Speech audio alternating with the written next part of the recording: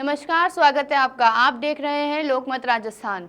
मैं हूं आपके साथ पायल गुजर। आइए देखते हैं आज की ताज़ा खबरें। जयपुर स्थित शहीद स्मारक पर एनएचएम आयुष मेडिकल ऑफिसर भर्ती में कथित गड़बड़ियों और प्रशासनिक लापरवाही के विरोध में डॉक्टर और अभ्यर्थी धरने पर बैठे। प्रदर्शन कर रहे उम्मीदवारों का आरोप है कि भर्ती प्रक्रिया में कॉमन मेरिट लागू करने और अलग अलग विषयों की परीक्षाओं में असमान कठिनाई स्तर रखने से कई योग्य अभ्यर्थियों के साथ अन्याय हुआ है। प्रदर्शनकारियों का कहना है कि परीक्षा से पहले चयन बोर्ड को इस संबंध में चेतावनी दी गई थी, लेकिन उसे नजरअंदाज कर दिया गया, जिसका असर सीधे परिणामों पर पड़ा है। होम्योपैथी डेवलपमेंट एसोसिएशन ने भी भर्ती प्रक्रिया पर सवाल उठाते हुए कहा कि चयन बोर्ड की लापरवाही के कारण पूरी भर्ती विवादों से घिरी हुई है। धरने पर बैठे डॉक्टरों और अभ्यर्थियों ने भर्ती प्रक्रिया की निष्पक्ष जांच कराने, मेरिट प्रणाली में सुधार करने और सभी उम्मीदवारों को न्याय दिलाने की मांग की है। प्रदर्शनकारियों का कहना है कि जब तक उनकी मांगों पर उचित कार्यवाही नहीं होती, तब तक आंदोलन ऐसे ही जारी रहेगा। ये जो आप भीड़ देख रहे हैं मेरे पीछे, ये विगत एक माह से राज्य के चिकित्सा मंत्री, एमडी एनएचएम और स्वास्थ्य विभाग के जितने भी जिम्मेदार अफसर और कर्मचारी हैं, उनके चक्कर काट के परेशान होकर अंत में यहाँ पर ये धरने के लिए इकट्ठे हुए हैं। तो इन सबको उम्मीद है कि जो बात हमारी प्रशासन द्वारा नहीं सुनी जा रही है, मंत्री द्वारा नहीं सुनी जा रही है, वो हमारी भारतीय राजनीति का जो सबसे मजबूत स्तंभ जिसको कहा जाता है मीडिया, उसके सहयोग से हम ये बात आज मंत्री और समस्त केंद्र सरकार तक, राज्य सरकार तक, मंत्री तक, एमडी एनएचएम तक ये बात पहुंचाना चाहते हैं। तो मैं अपना मुद्दा आपको बताना चाहता हूं कि जैसे कि आप सभी जानते हैं कि 12वीं कक्षा, चाहे वो राजस्थान बोर्ड हो चाहे सीबीएसई हो, इसके अंदर 3 संवर्ग के अंदर परीक्षा कराई जाती है। एक साइंस होता है, एक आर्ट्स होती है, एक कॉमर्स होती है। लेकिन क्या आपने कभी सुना है कि 12वीं का जो परिणाम जारी होता है वो तीनों पद्धतियों का एक साथ शामिल किया जाता है?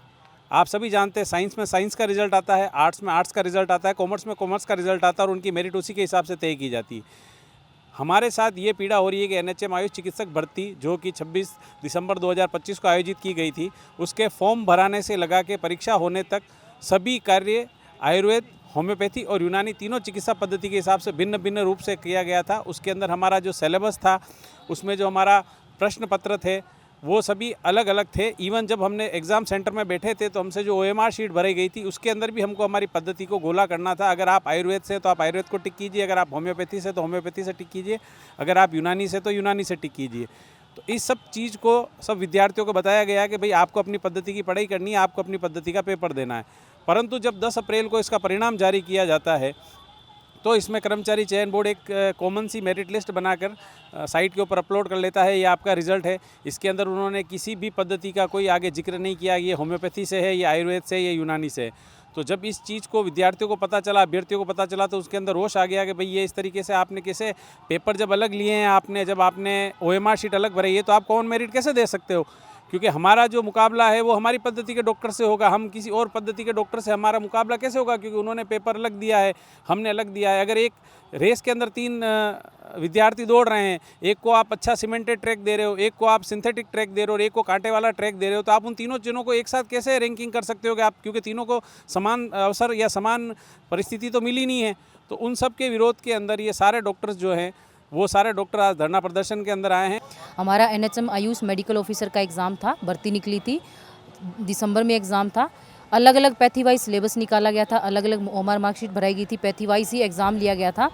90 क्वेश्चन हम सब की अलग अलग पैथी के थे। लेकिन जब एग्ज़ाम का रिजल्ट आया तो उसमें कॉमन मेरिट निकाल दी गई और कॉमन मेरिट निकाल दी गई और हम 1 महीने से चक्कर निकाल रहे हैं, कभी मंत्री के यहाँ जा रहे हैं, कभी सीएम हाउस के यहाँ जा रहे हैं, कभी कहीं जा रहे हैं, कभी एनएचएम डिपार्टमेंट जा रहे हैं, सारी जगह जा रहे हैं, लेकिन कोई सिर्फ आश्वासन मिल रहा है, कोई कार्यवाही नहीं हो रही है, कोई इलाज नहीं निकल रहा है इस बात का।